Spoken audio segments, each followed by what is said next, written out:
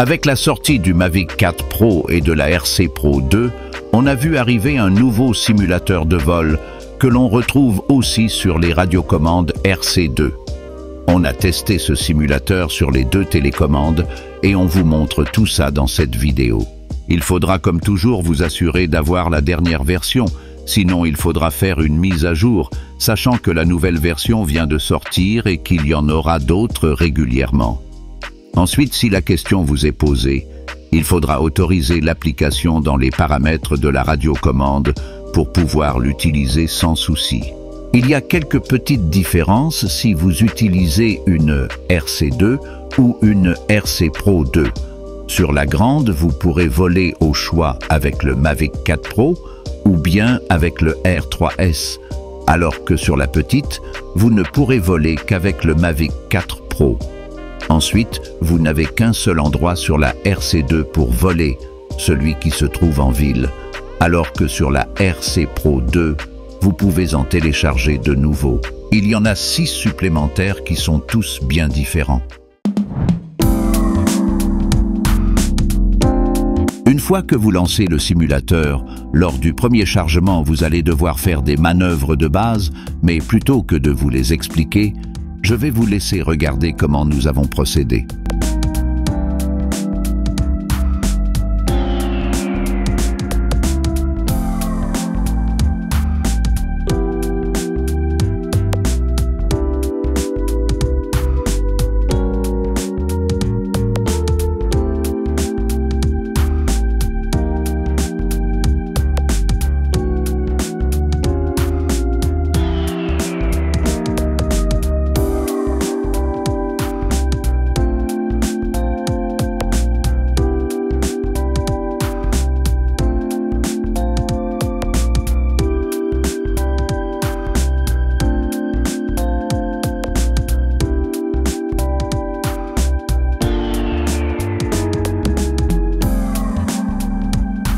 Toutes ces manœuvres sont réalisées directement avec les joysticks de la radiocommande. Et comme vous le voyez, ce sont des déplacements qui sont très simples et permettent juste de prendre en main le Mavic 4 Pro. Cela peut s'avérer utile pour des personnes qui n'ont jamais piloté un drone, par exemple celles qui achèteront un Neo, un Flip ou un Mini 4 Pro. Des exercices qui peuvent éviter des accidents aux novices.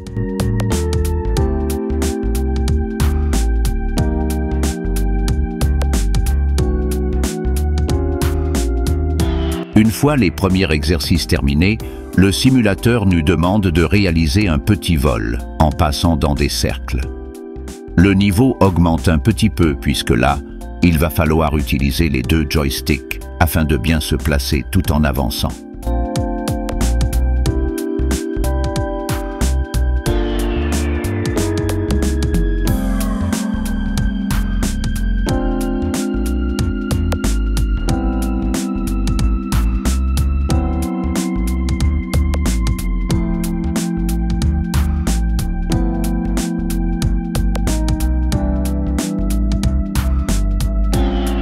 Une fois le petit parcours terminé, on va devoir prendre une photo, puis une vidéo en cadrant comme il faut.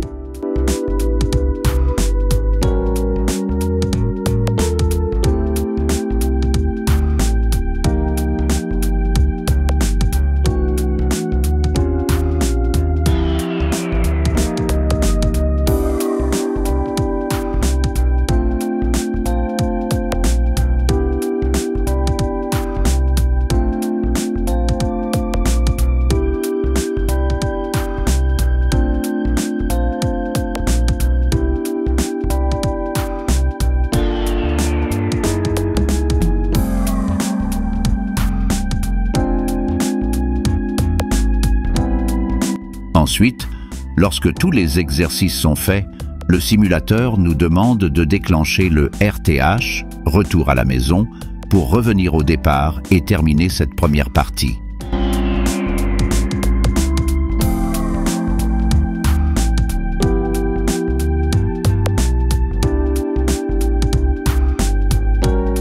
Comme vous avez pu le voir, ces exercices nous permettent de manipuler plusieurs boutons et commandes de la radiocommande, mais ils permettent aussi une première prise en main d'un drone. Ici, ce n'est pas n'importe lequel, puisque c'est le Mavic 4 Pro.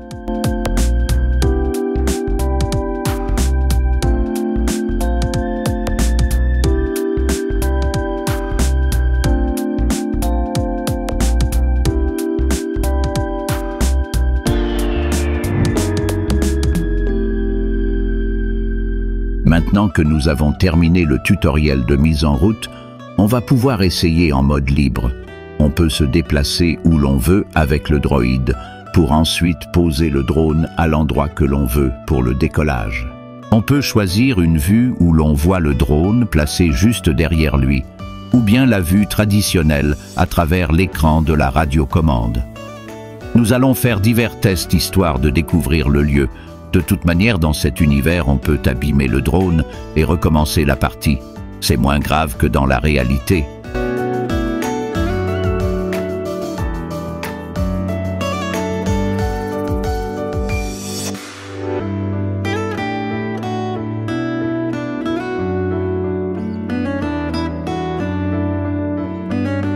Comme on le voit ici, ce quadrillage délimite la zone de cet univers urbain. Comme je vous l'ai dit au début de cette vidéo, sur la RC2, c'est le seul endroit que l'on a. On retrouve toutes les options habituelles dans l'application DJI Fly. Nous pouvons modifier les vitesses d'exécution des plans, évitement d'obstacles ou la fonction Waypoint. Il nous manque juste la fonction Active Track, les Quick Shots, ou encore le mode panorama, mais en mode photo, on va pouvoir tester l'ouverture de la focale qui est variable sur le Mavic 4 ou encore les ISO. Le rôle premier de ce simulateur concerne en premier lieu les vols et l'apprentissage des manœuvres, donc nous allons effectuer plusieurs tests au hasard.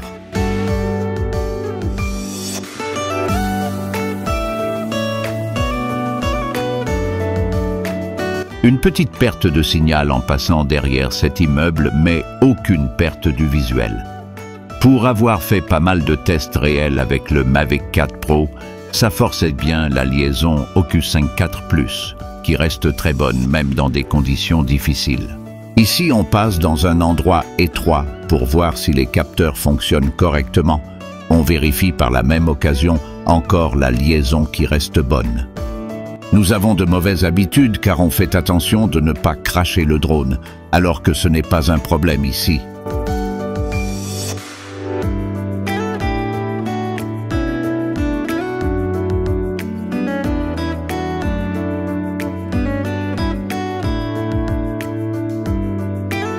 On teste l'objectif 168 mm qui peut s'avérer très utile pour de l'inspection, sachant qu'on peut en plus zoomer en 24 avec le zoom numérique. Pensez à regarder la vidéo du test que l'on a fait avec le Mavic 4 Pro.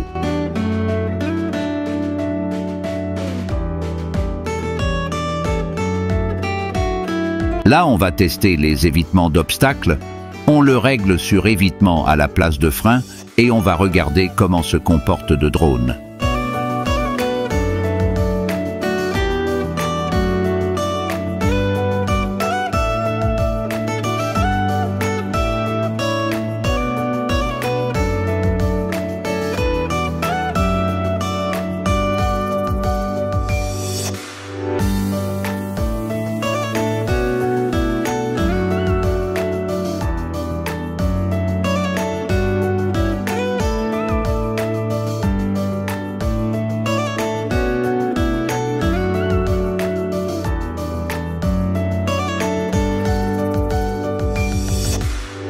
Bon, cette fois, on veut voir ce que ça fait de casser un Mavic 4 Pro.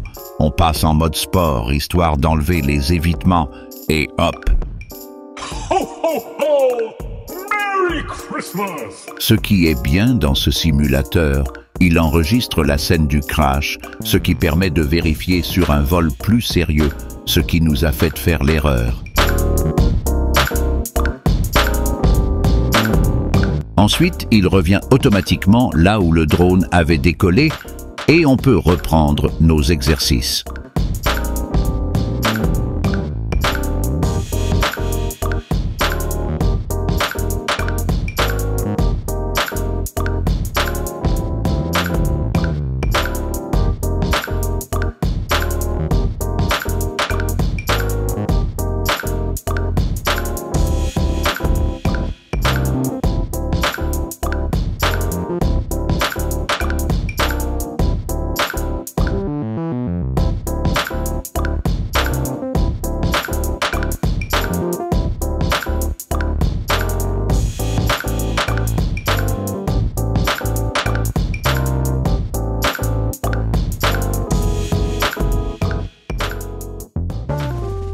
va arrêter d'abîmer ce pauvre drone et on va faire des tests un peu plus sérieux, comme essayer de suivre un véhicule même si l'on n'a pas de mode de suivi à disposition.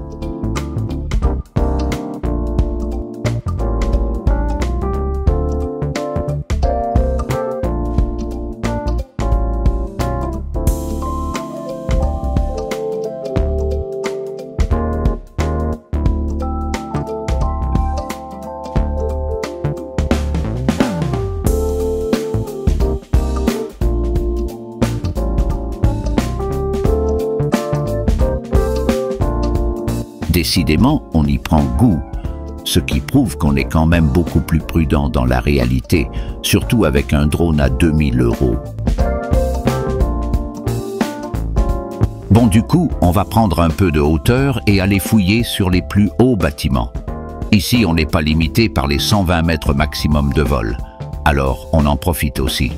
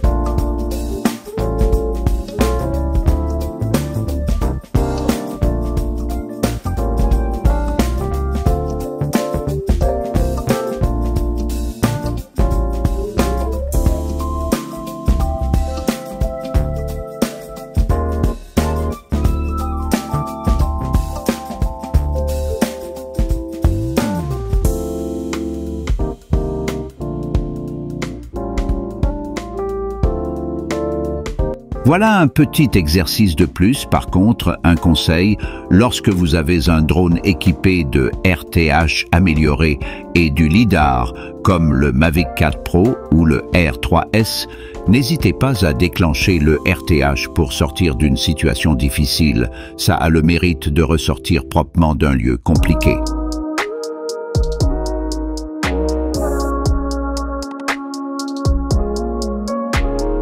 Voilà ce qu'on pouvait vous dire de ce nouveau simulateur de vol DJI. Si vous possédez une radiocommande RC2 ou RC Pro 2, n'hésitez pas à l'essayer les jours de pluie par exemple, ou quand vous n'avez pas la possibilité de sortir avec votre drone. Les avantages sont que vous pouvez tester beaucoup de choses sans démarrer votre vrai drone. Et puis, comme vous avez pu le voir et comme on l'a fait, si vous vous crachez avec, cela ne coûtera rien en réparation.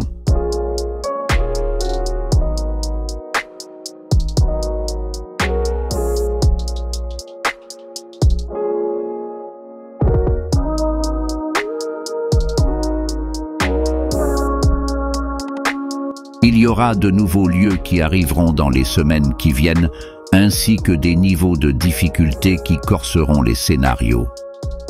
On ne manquera pas de vous tenir au courant sur notre site, vous savez où ça se passe.